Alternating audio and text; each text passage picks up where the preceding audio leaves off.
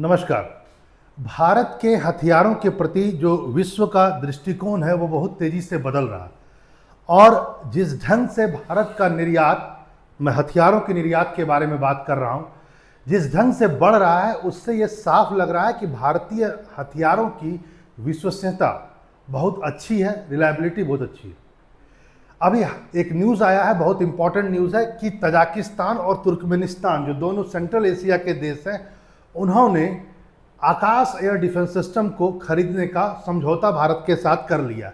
ये भारत के लिए बहुत बड़ी बात है, क्योंकि देखो ये सेंट्रल एशिया के जो देश हैं ये कभी सोवियत संघ के पार्ट थे और परंपरागत रूप से कहा जाए तो रसिया इन लोगों को देता था वेपन्स। लेकिन अब यदि वह हमारी तरफ भी ले रहे हैं, हमें भी देख रहे हैं और हमारी वेपन्स को ले रहे हैं, तो ये बता रहा है कि वह भी अब देश जो है वह विविधता करना चाहते हैं हथियारों के लिए, खरीद के लिए, यानी वह कुछ और देशों को टेस्ट करना चाहते हैं। लेकिन कोई भी देश ऐसे किसी देश को हथियारों के मामले में टेस्ट नहीं कर सकता है जब तक उसको विश्वास न हो। ऑपरेशन सिंदूर में जिस ढंग से आकाश एयर डिफेंस सिस्टम ने कई सारे पाकिस्तानी मिसाइल और ड्रोनों को खत्म किया, वाजिब बात है उसके बाद बहुत तेजी से भारत का जो आकाश भी है वो पॉपुलर हुआ। यहाँ पर कुछ और बातों को भी आज आपको जानने की ज़रूरत है। वह यह है कि जैसा कि मैंने आपसे कहा कि भारत का एक्सपोर्ट जो है, हथियारों का एक्सपोर्ट बहुत तेज़ी से बढ़ा है। निसंदेह हम अंडर 5 या अंडर 10 में नहीं आते हैं विश्व में, हम आते हैं 25 के आसपास में। लेकिन ये बहुत बड़ी बात है कि इस साल जो फाइनेंशियल ईयर है 2025-26 का, उसमें भारत ने रिकॉर्ड दर्ज किया है। अब तक का इतिहास में भारत ने सबसे ज़्यादा रक्षा निर्यात इस साल किया है, लगभग 38,000 करोड़ रुपए का, जो पिछली बार के बहुत ज़्यादा है। पिछले बार का यदि देखेंगे तो 23,622 था। उससे यदि आप इसको कंपेयर करेंगे तो लगभग ये छलांग बहुत बड़ी छलांग है, लगभग 65% के आसपास छलांग है। यदि कुछ और बातों को आप तोड़ करके देखेंगे तो आपको दिखेगा कि 2013-14 में हम लोगों का जो निर्यात था डिफेंस सेक्टर में वो 686 के आसपास करोड़ रुपए का था, जो आज बढ़ करके 38,000 करोड़ हो गया है लगभग। यानी यदि मैं आपसे कहूं प्रतिशत के रूप में, परसेंटेज के रूप में, तो ये 5,000% से भी ज्यादा है। ये अपने आप में बहुत बड़ी बात। यहां पर इस बात को भी जाने वो यह है, जैसा कि मैंने आपसे कहा कि यह कंफर्म कर दिया गया, फॉर्मर डीआरडीओ के जो चेयरमैन है डॉक्टर समीर वी कामत, उसने बाकायदा ये कंफर्म कर दिया है कि कि ये दोनों जो देश हैं, ये दोनों देश बाकायदा इस चीज़ को ले रहे हैं, यानी एयर डिफेंस सिस्टम ले रहे हैं। कौन? आकाश एयर डिफेंस सिस्टम, तजाकिस्तान और तुर्कमेनिस्तान। यहाँ पर एक बात और भी जाने वो यह है, जैसा कि उन्होंने कहा कि ये आत्मनिर्भर भारत इनिशिएटिव को बताता है और हम जिस ढंग से बहुत रिलायबल चीज़ बना रहे हैं ये उसको ही बताता है। ग्लोबली कहीं ना कहीं हम एक्सपोज हुए हैं। देखिए, हिटलर ने एक बात कहा था जो बहुत निगेटिव है, लेकिन मैं इस बात को आपसे कहता हूँ, शेयर करता हूँ।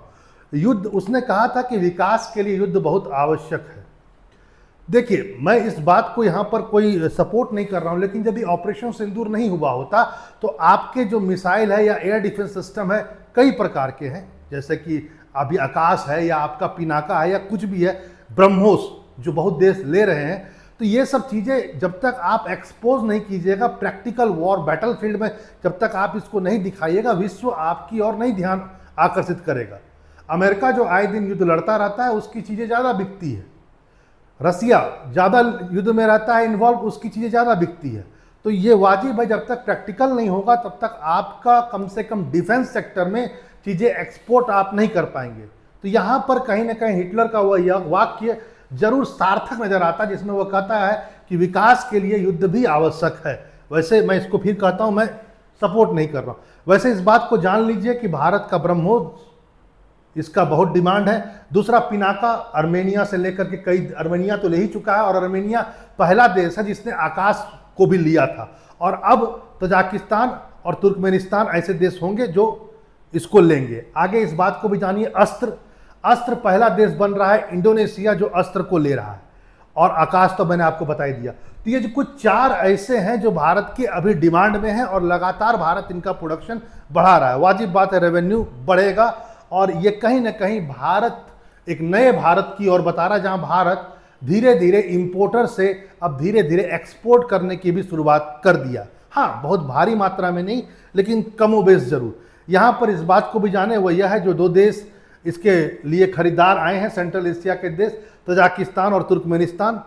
तजाकिस्तान इधर है और तुर्कमेनिस्तान इधर है, ध्यान रखेंगे इसको, मैप पर जरूर देखिए आपको। और सेंट्रल एशिया का देश है। यहाँ पर मैं बता दूं कि जो आकाश के बारे में, आकाश क्या है, सरफेस टू एयर मिसाइल है, इसको आप जान लीजिए।